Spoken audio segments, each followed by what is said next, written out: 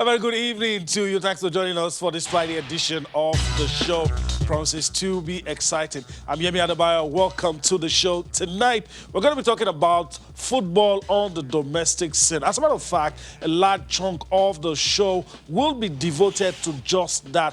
What is happening? It's no longer news that the women are doing it. The matches have been going on. And today, biggest piece of news, what we've all been expecting, Sports Minister Sunday Dare confirmed that the league, that's the that's the Nigeria Professional Football League, that the league will start on December 27. Just when a lot of us thought, well, let's wait till 2021, but he said it's going to start December 27. That's going to be the outlook of the show. Tonight, I'm going to allow you listen to the sports minister and listen to other critical stakeholders. There's going to be a robust discussion around all of the issues that will be raised, the women, the guys, and after doing all that, we'll try to spare a thought for the English Premier League. But, you know, like they say, charity begins at home. And that explains the reason why everything we're going to be doing on the show tonight, as a matter of fact, a large part of it will be devoted to what's happening on the domestic scene.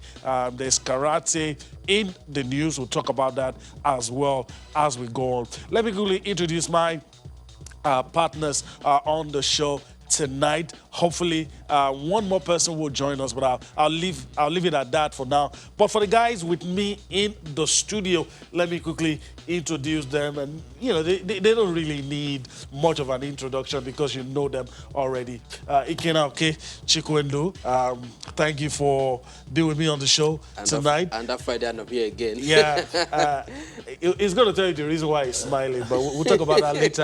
Alfred Okoliga as well joins us tonight. Alfred, it's good to have you join, especially on a day where it was you had to cross a real hurdle to be here. Huge task being here today, but it's all in the price you pay sometimes when you do things like this. If commitment is not there, then it's not worth doing in the first place. So thank God that we're here, and looking forward to an exciting, really exciting weekend. All right. Okay, so let's just dive straight into it.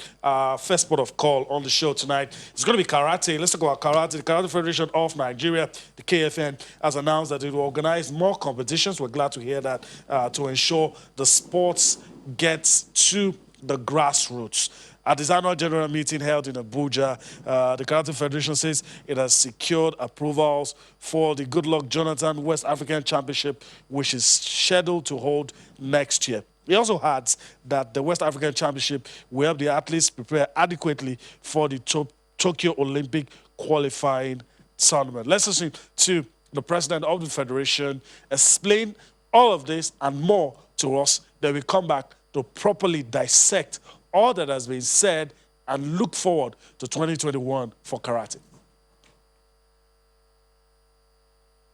You agree with me that they are the live wire of the entire federation. If you don't have good coaches, educated coaches, then it will have negative impact on the athletes. And so we'll try to carry our coaches along. We had a world-class seminar that was organized. Unfortunately, the COVID lockdown affected it.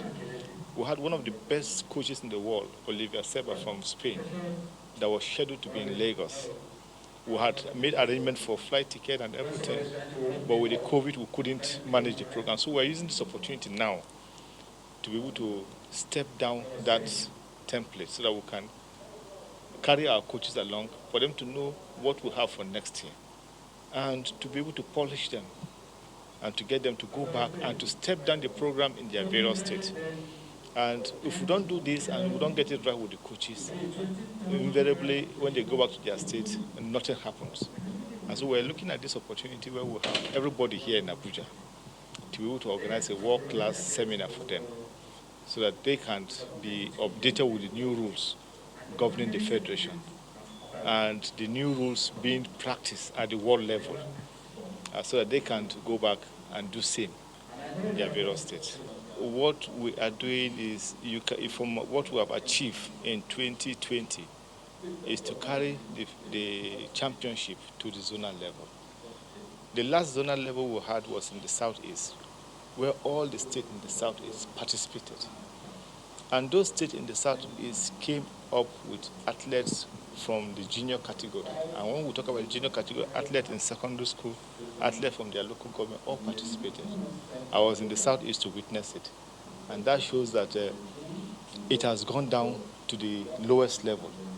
And we have had that of the South-South this year. We had that of the South-South this year. We had that of the Southwest this year. And for the problems we're having in the Southeast, in the Northeast and Northwest, we couldn't organize any viable tournament there. But I think that we have gone down to the lowest level of carrying our people along and to ensure that karate get to the grassroots. I like the last line, to ensure that karate gets to the grassroots. So talk about training the trainers, of course, talk about organizing seminars, talk about putting facilities in place. Also talk about one of the things I like, the spread. The spread of the game. Also talked about some of the things, that competitions that were held this year and the things they hope to achieve in the year to come. But guys, I want to quickly ask you, I always like when federations unveil their plans, show us their activities. From where we sit, it makes our job easy because you are able to track with some of the things that they've said. So, discussing this is going to be two-part. I want us to take the first part in terms of the growth of the game, in terms of the awareness of the game. What can you say? Because the president Salas Agarade is saying, look, that the sport is growing gradually, and so I don't know if you agree with him that it's a sport that is really growing. It's a sport that is growing. The thing about a sport like this is that it has other sports also competing in that space. Yeah. Karate, you have taekwondo, sometimes you have judo, you have all of that. We don't do jiu-jitsu here, but some of those combat and sports. I agree with you because a lot of people don't even know the difference. Now, if you don't know, you struggle to place which is which, which is which, and so that's why it's always important to have the buy-in of everybody. Like you said, the Southeast had the last zonal. Yeah. It will be nice to see what state sports councils are doing, what local governments are doing, how they are encouraging these young athletes, how the kind of events that they're having. Yeah. Do they have the buy-in of sponsors at the local level? Because at the end of the day, you can have a club or you have people training, but if there's no competition, if everybody is waiting for a national competition for them to have any kind of competition whatsoever, then it becomes difficult. Yeah. So that's why it has to, that spread is important. Yeah. Get the buy-in of sponsors, even at the local level. Who says that sponsorship will come until we have a national? No. We can have, even at the local government level, yeah, get people to put their money, sell the sports to them, bring people to play them, and because there's a lot of competition in that space. Given the combat sports that we have in that, so you have to do something really, really special, exceptional for you to really stand out in that regard. Okay, let me go to quickly, Ikela. Talking about, there are many yardsticks we could use to measure growth. There are things we could say, okay, this would be the litmus test for us to know that this sport has left A, is on B right now. But when you hear karate in Nigeria, what's your take? And, I think it should reflecting with what the president said. The growth should have gone beyond this level. Okay. Because we've been here for a long time. But I think we have the issue of funding. Yeah. We have the issue of lack of interest in different areas.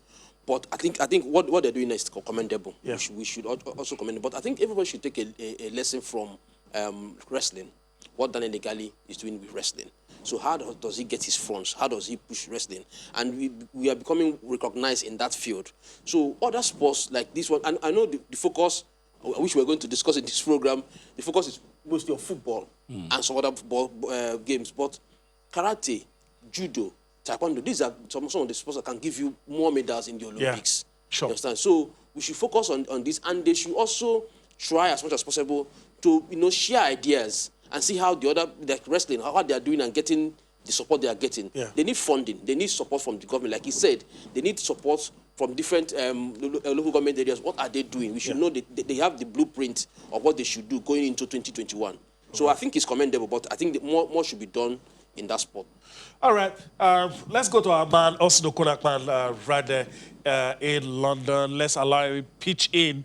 Austin, good evening. It's nice to have you join us on the show. We're talking karate now. We're trying, in our own little way, to measure somewhat the growth of the game, and we're also happy that they're giving us something to talk about. They're already telling us about their 2021 plans, which is what we've always talked about on the show. So let me just quickly get your take on the progress you think the sport has made and how happy you are that fine for us here now, we know their plans for 2021 and we can track it.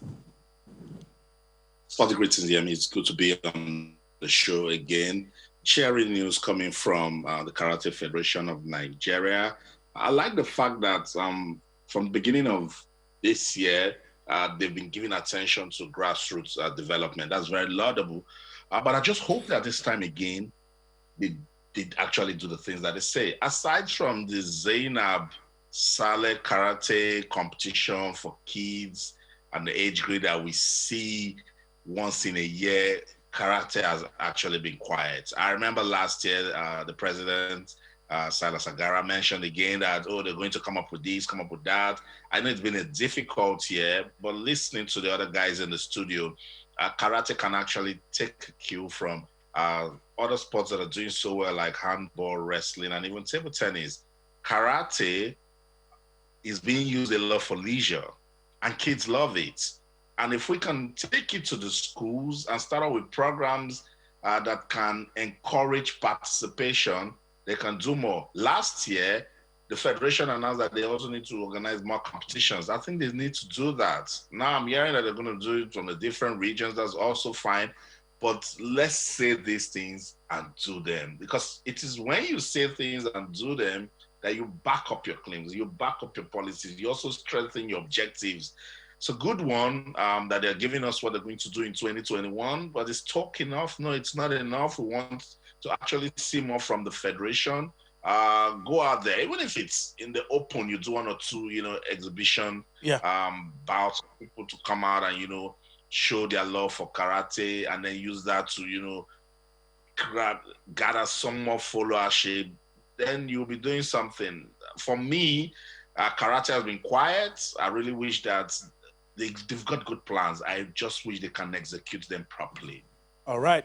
So let's leave it at that. Hopefully, we'll be here to talk about the progress they've made in 2021. All right, let's, guys, stand by. Let's quickly talk about this. The women have been getting our attention. They've getting our attention, said they were going to do it, and they did it, talking about the league, March Day 2. And, of course, the sports minister, Sunday Dare, has given his thoughts, shared his thoughts with us about the development of the women's game and all the things that needs to be done as we look forward to having the guys start theirs as well. Let's listen to the sports minister today talking about women's football, some of the issues related. We'll use that to set the tone for the discussion we're about to have about the guys. But of course, we have to at least give the women the kudos that they're leading the way, they're charting the course. And so let's listen to the sports minister talking about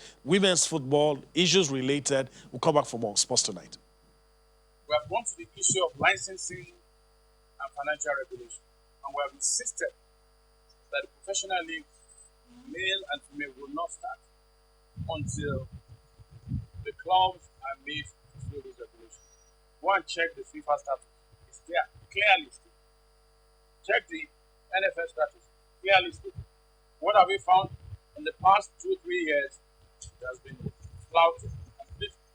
So we say, look here, 80% of the clubs are owned by state governments. Why? We have our rules.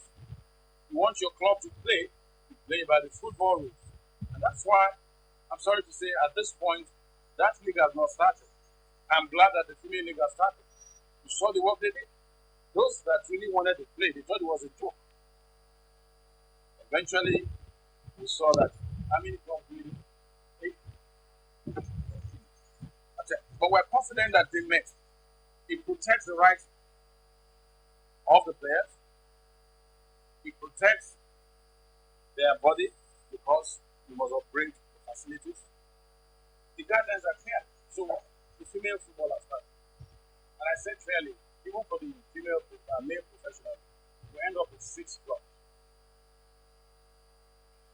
We will start. We have written to the governors, to the clubs, the owners of the clubs, who have explained that what we're doing is just enforcement. We're now in a new enforcement regime.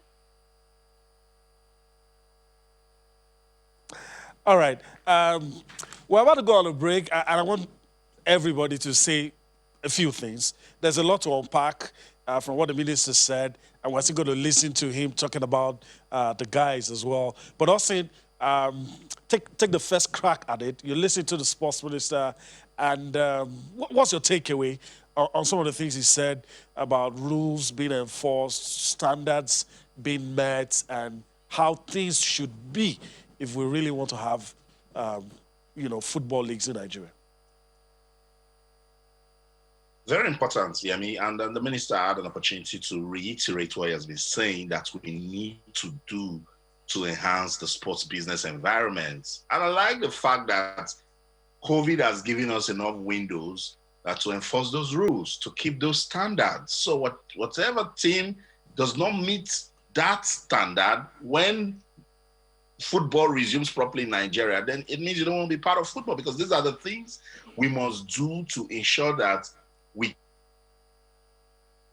keep a level of standard going that will actually create a good business environment and respect for professional football in Nigeria. So nothing new from the minister. It's things that he's been saying from the first day he got into office. That he wants to make football admirable. We should be able to package it in a way that persons can put money into it. That it should be a viable source of income for the sports ministry, and also be independent. So it's a good one. I love the fact that he mentioned the women's league also, but that doesn't mean we've reached the level we should reach with our women's football. There's still a lot of work to be done in packaging and rebranding women's football in Nigeria.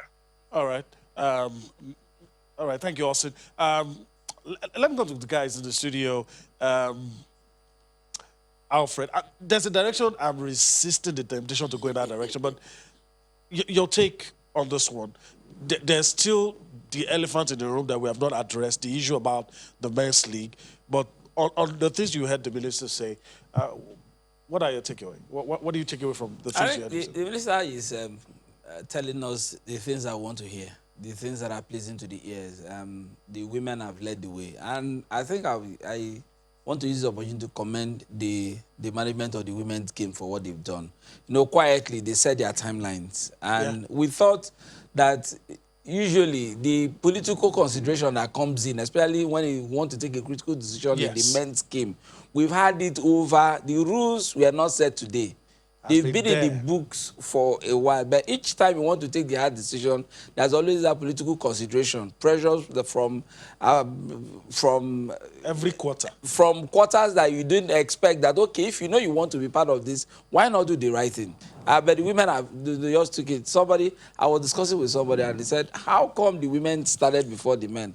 I said, "Well, the political consideration or the calculation is not the same like it's not the same terrain. It's not the same terrain. For the women, they can say, okay, allow them. How much is it? Allow the women go. But for men, that is where you know that youth exist in different areas, and that is where the pressure comes. But no, those are the right soundbite that I want to hear. But have we been able to get this thing off the ground? We had from April, in fact, we stopped the league very early in January, when the news of COVID came around. And from March, April, we've had from that period of 8-9 months to see how we organize ourselves. Now we are still waiting. We are still waiting to see the direction. But the women have taken off. They've shown us that they have the resolve, that they've done this. And everybody, the expectation is that what happened in the women's game, we should be able to replicate that in the men's game. And I think that informed why the minister was very, very hard, very, very emphatic on those issues. And hopefully, from here, the boss will move faster than it's moved all this while. Okay, all right. Ikena, a quick question. I need a quick response. How reassuring were those words that you listened to from sports minister? Well, it's full of hope.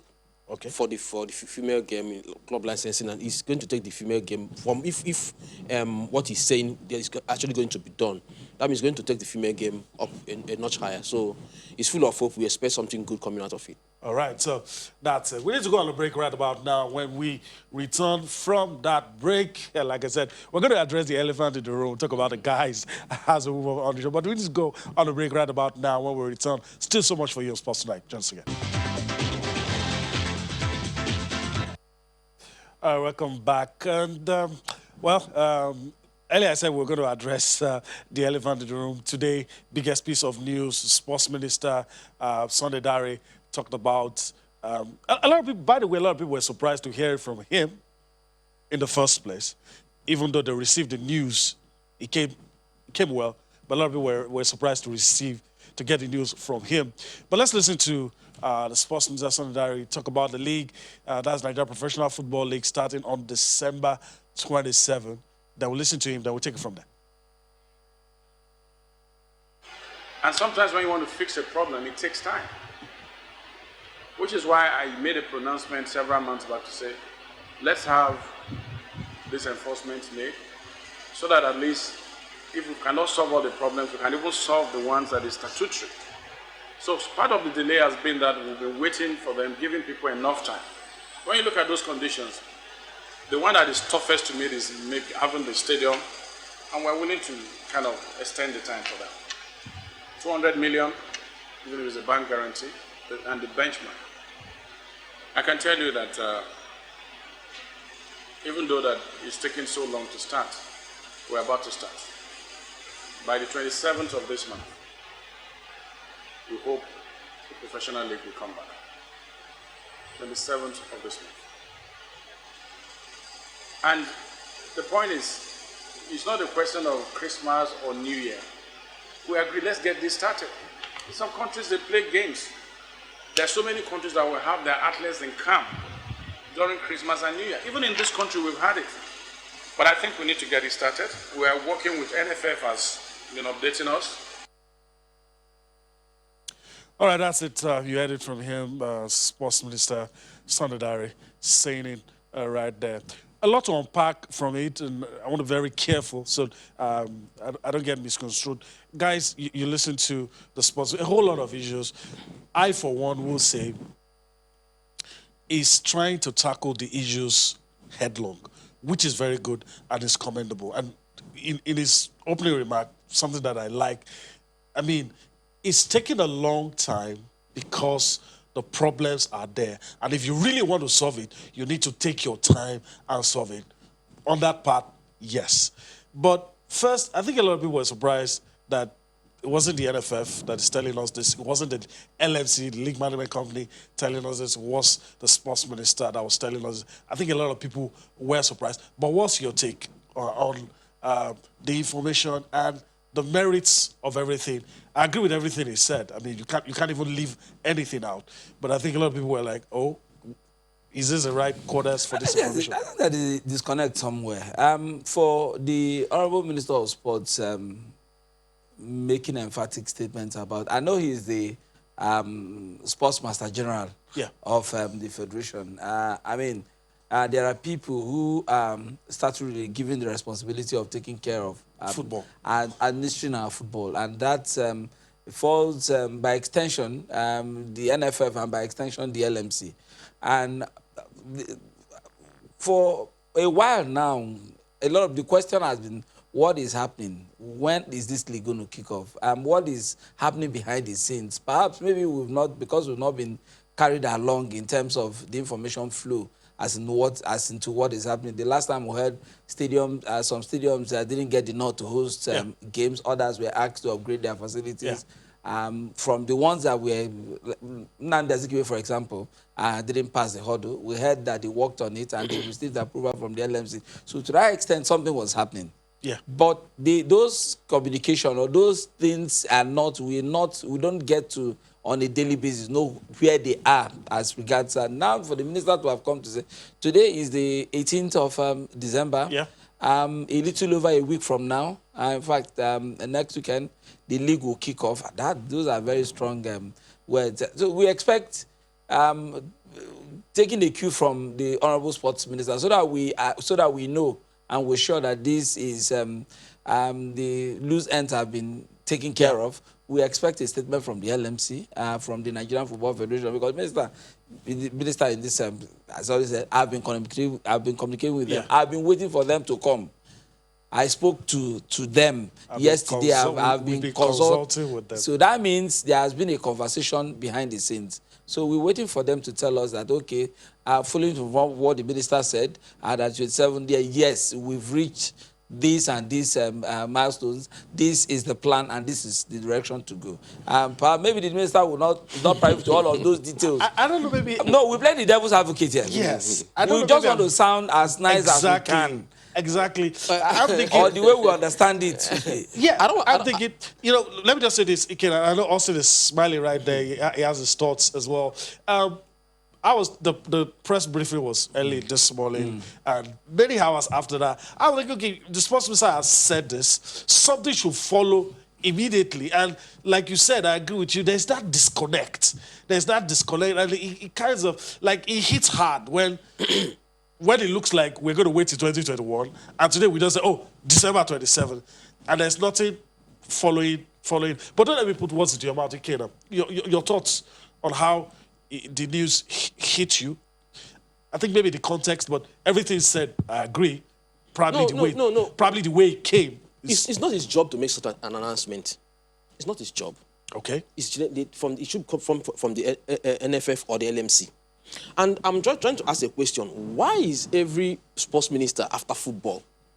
Okay. You understand? So the Super Eagles want to play a game, they'll offload there, they'll distract the team. Why are they all after football?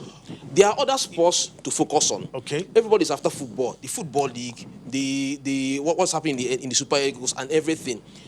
The league, maybe the LMC have some issues. I don't know whether the NFF, but they should all meet with the sports ministry. They should all meet and discuss. It is not his job to make such a statement. All right. Okay. Since it's your opinion, I can't argue with you because we're all entitled to our opinion. I guess I'll just leave it at that. Although I want to focus on the merits of the matter as it is right now. Austin, you've heard us. You've had time to probably edit whatever you wanted to say. But let me have your take on all of this. How the news hit you, and whatever you have to say about it. You're making that cracks me up so much. You're going to say, well, ministers after football. Kid, are you kidding me?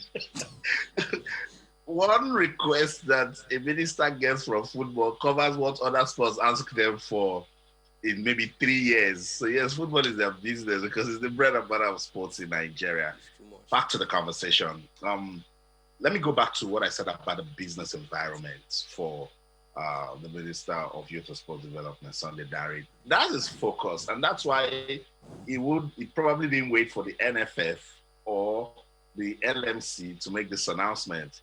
Probably they're talking, but he needed to put something out there because we don't know the talks that are going on the ground. That's one.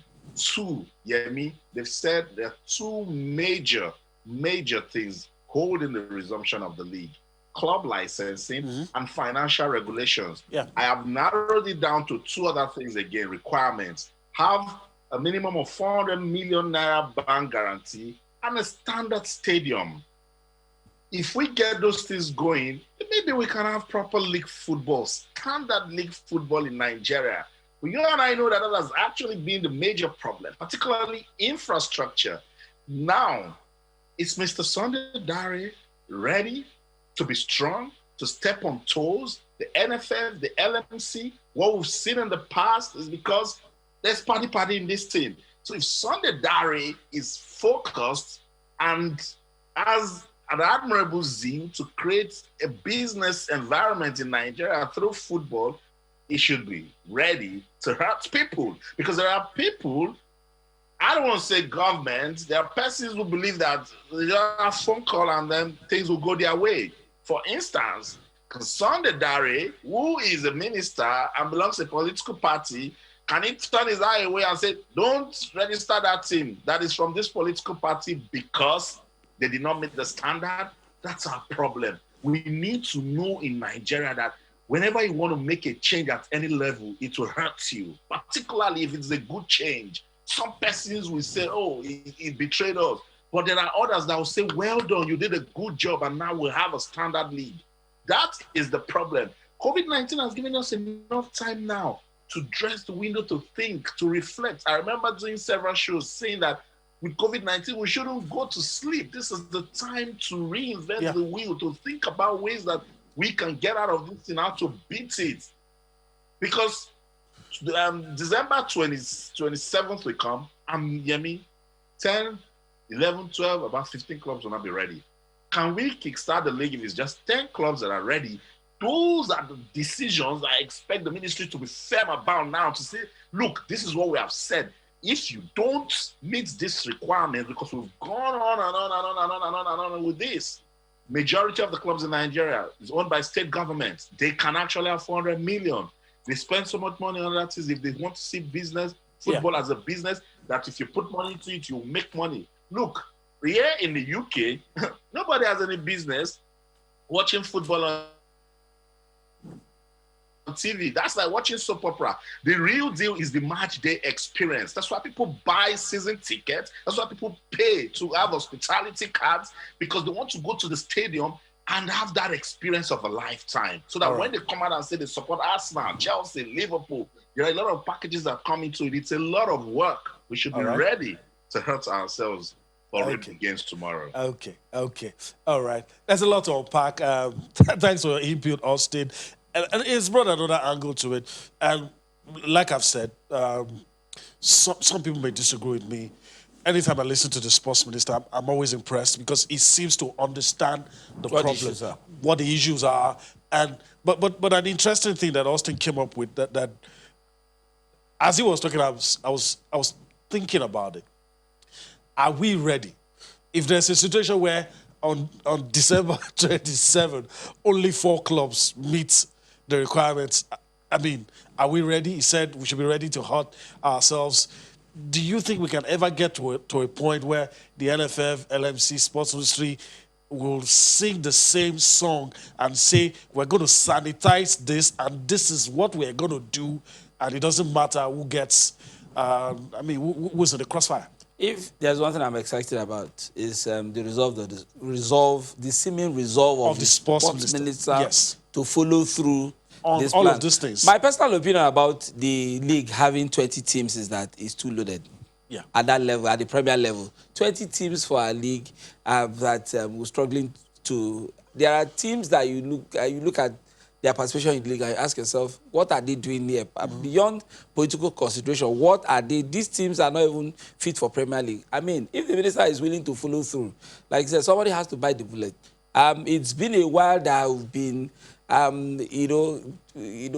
playing about taking that hard decision. I think the onus is on him now to take that and follow through. Because if he does, what it means is that at the end of the day, like in the women's game, where 2 teams have to drop out, I think Harlem Queens also, if we have 14, say 15, or even 10, that can say, okay, the match they won, they are ready with these requirements that we have. That would be exciting news to my ears. That would be really, then we would have laid the foundation for what we intend to achieve with our league football. And so, beyond not being comfortable with the minister, like Ikenna said, announcing all of this, it means somebody is willing to go this route to make sure, the gun bite the bullet, do what is necessary, absolutely, and he will get the backing of a lot of football people if he follows through with that plan.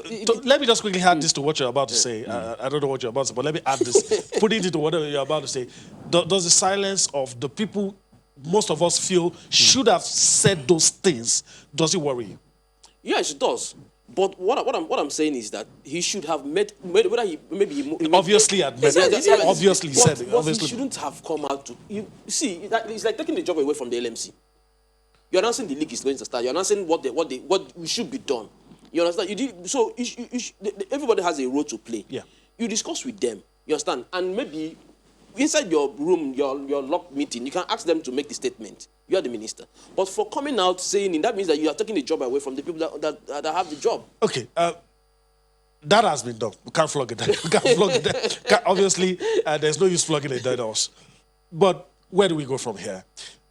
The sports ministry, the LFF, and the LNC have to be in zinc if elite is going to be achieved. But what he said is what we should be doing. Because look at what has happened to us, or what keeps happening to us during continental games. Yes. We keep getting knocked out.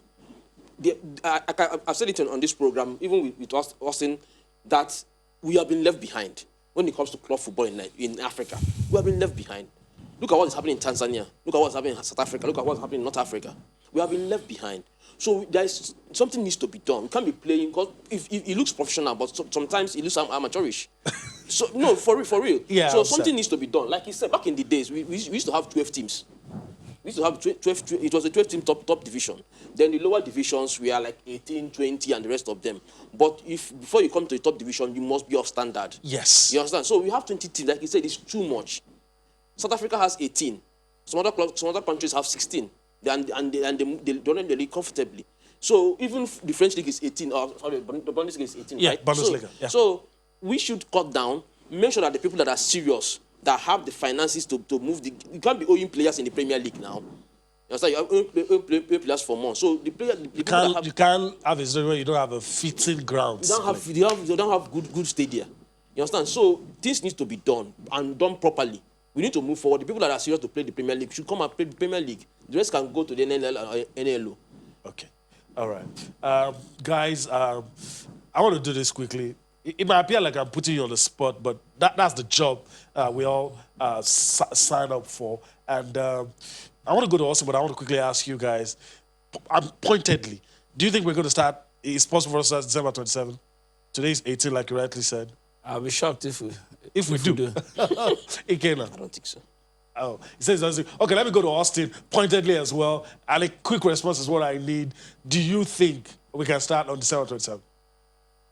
I mean, if there's COVID, we should not start. And the cases are still out there.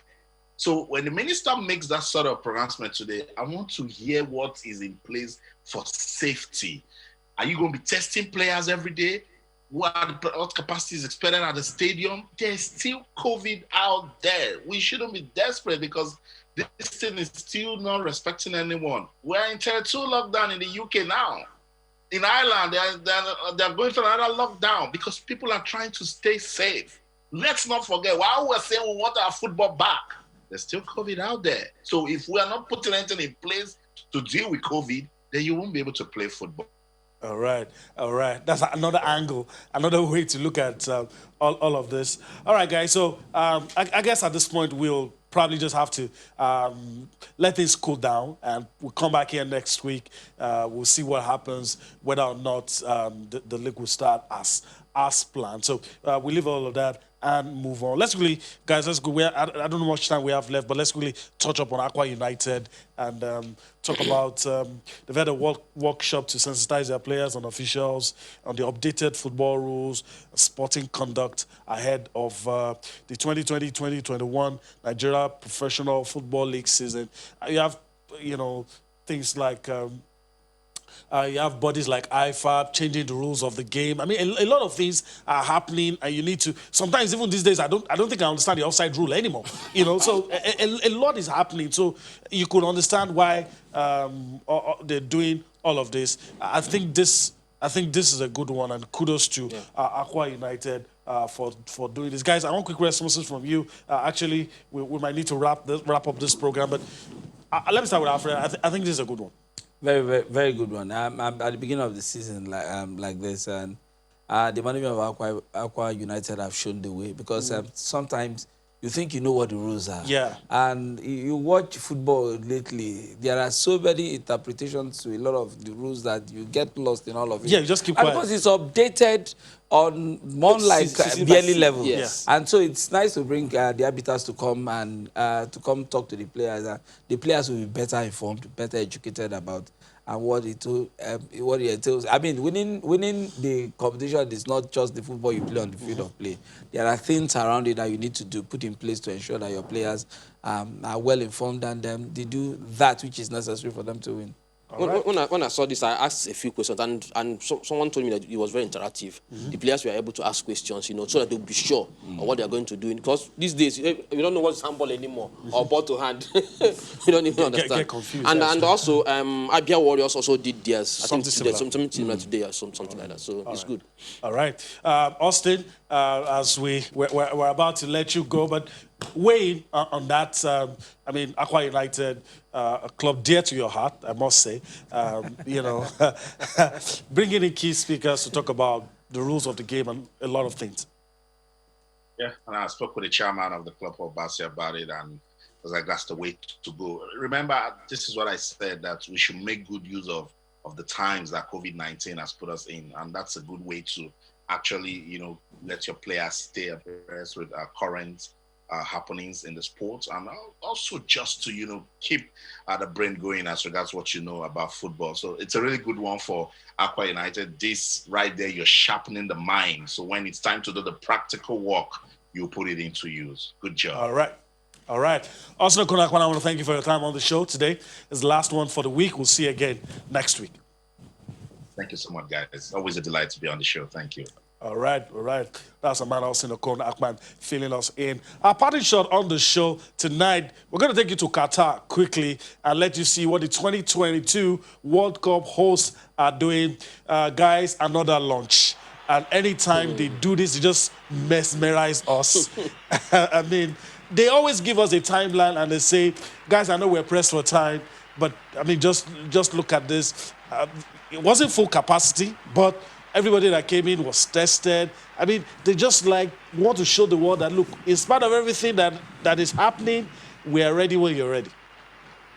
Well, it's the World Cup. Yeah. It's the biggest showpiece, sports showpiece in the world. And for those in Qatar, they've shown that they have a capacity to host the rest of the world. And we're looking forward to it. To be, for us particularly, it is important that we qualify for the World Cup. Yeah. Very, very important. Just look at the drone shots. It's going to be amazing. The last time we didn't go to the World Cup was in Germany. Yeah. So 2006. A lot of us are still ruining that opportunity of not being able to attend that event. Never again. Look at the bright lights. Look at the people. The safety protocols were in place, but social distancing, not really. But all of these people were tested. That must be said. A lot of this. All right, so that's it. Ikena, your party shots on this? It's going to be beautiful. 2022 is going to be amazing. Hopefully we get to qualify. We will. You have to swallow some spit when you say that, but hopefully we get to qualify. We must qualify. You have to. All right. So that's it on the show. We've crossed the finish line. But guys, I want to thank you. Alfred Okoligwe, thank you for being here. Ikena Okechukwu, thank you for being here as well. And thank you for allowing us to be a part of your day. We appreciate you. It's a privilege we never take for granted. Thank you for allowing us into your homes without knocking on the door. We're back here again next week. I'm Yemi Adebayo. Bye-bye now.